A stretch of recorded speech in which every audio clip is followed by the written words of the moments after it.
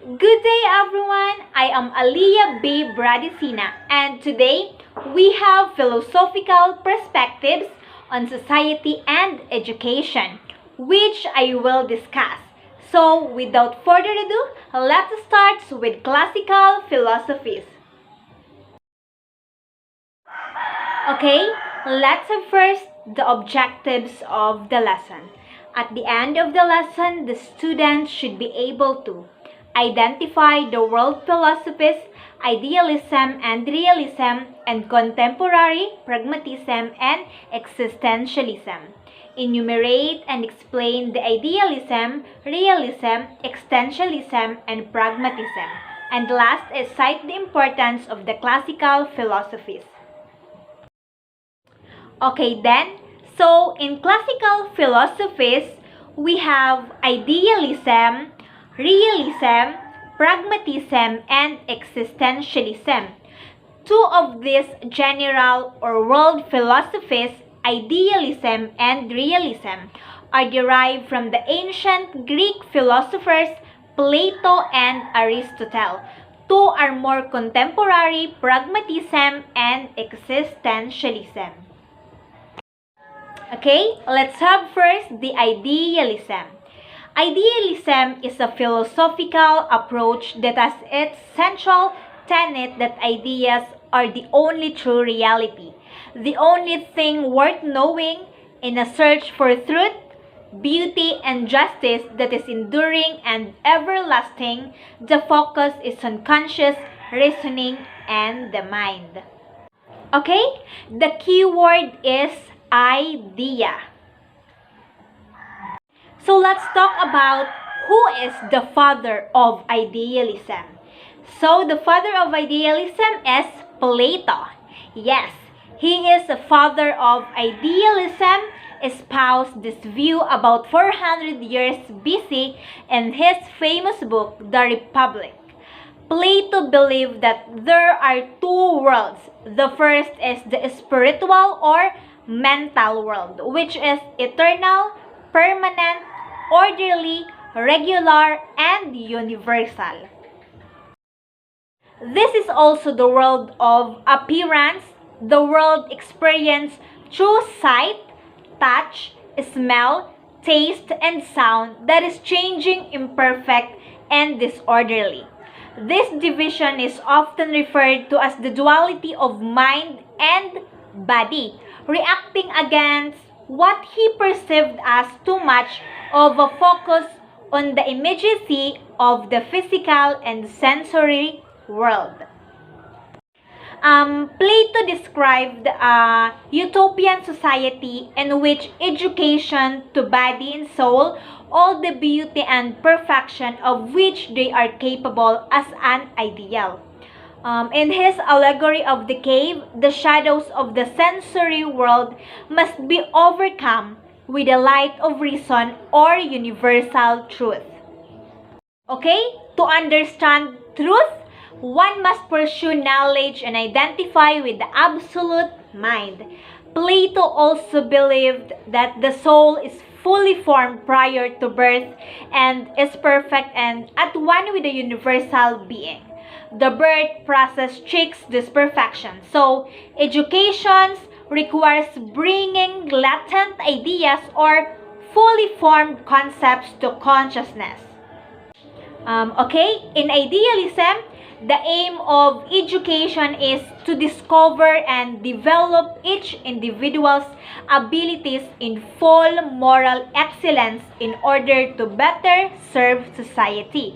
The curricular emphasis is subject matter of mind, literature, history, philosophy, and religion. Teaching methods focus on handling ideas through discussion, and Socratic dialogue. A method of teaching that uses questioning to help students discover and clarify knowledge. Introspection, intuition, insight, and whole part logic are used to bring to consciousness the forms of concepts which are latent in the mind. Character is developed through imitating examples examples and heroes.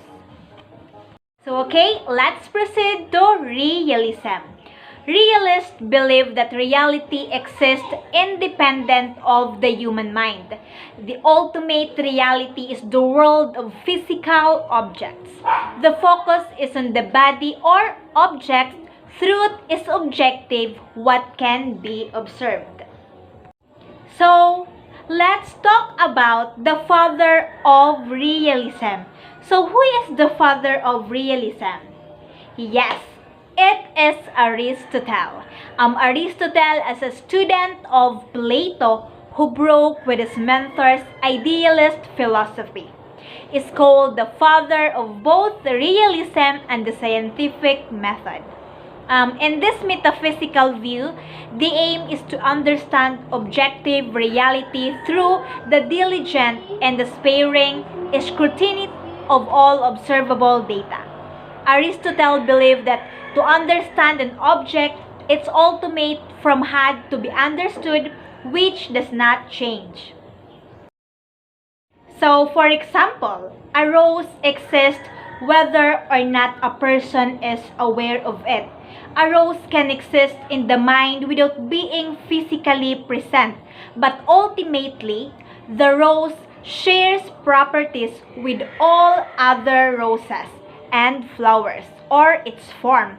Although one rose may be red and another peach-colored, Aristotle also was the first to teach logic as a formal discipline in order to be able to reason about physical events and aspects. The exercise of rational thought is viewed as the ultimate purpose of humankind. The realist curriculum emphasizes the subject matter of the physical world, particularly science and mathematics.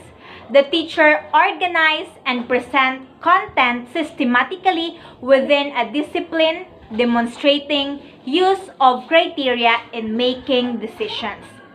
Teaching methods focus on mastery of facts and basic skills through demonstration and recitation.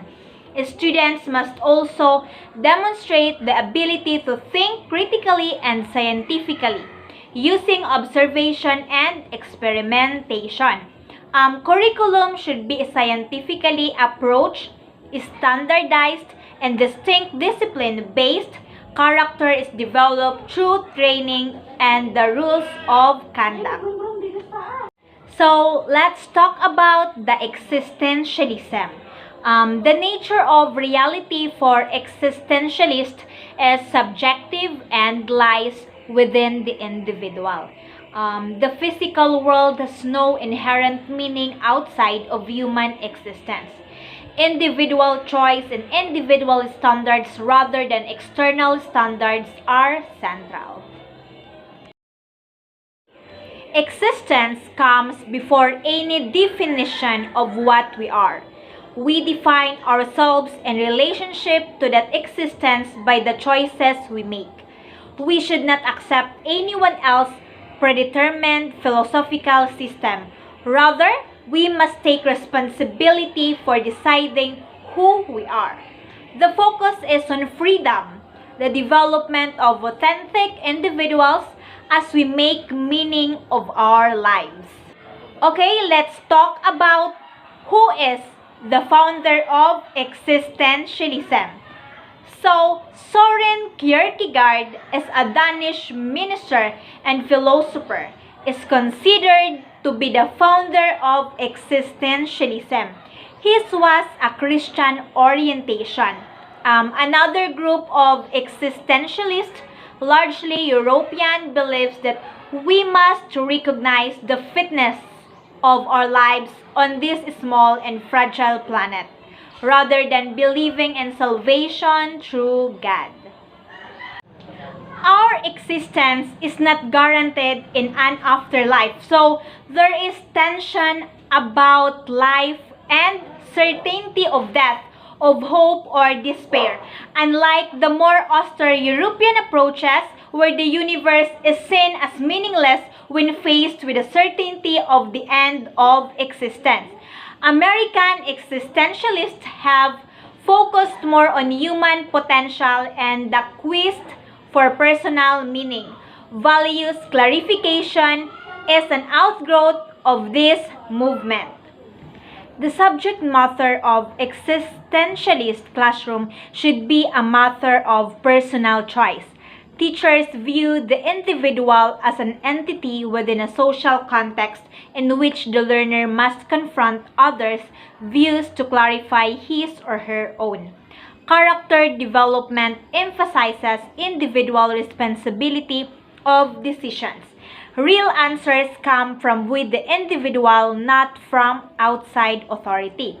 Examining life through authentic thinking involves students in genuine learning experiences. Existentialists are opposed to thinking about students as objects to be measured, tracked, or standardized. Such educators want the educational experience to focus on creating opportunities for self-direction and self-actualization. They start with the student rather than on curriculum content. Okay, the last is pragmatism or experientialism. For pragmatists, only those things that are experienced or observed are real.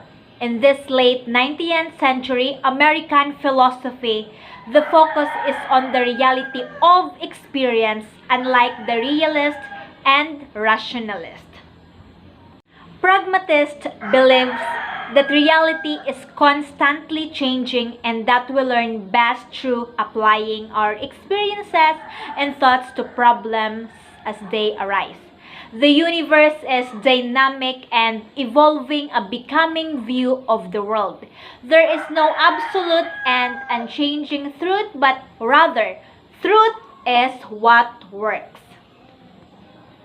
So, pragmatism is derived from the teaching of Charles Sanders Peirce, 1839 to 1914, who believed that thought must produce action rather than linger in the mind and lead to indecisiveness.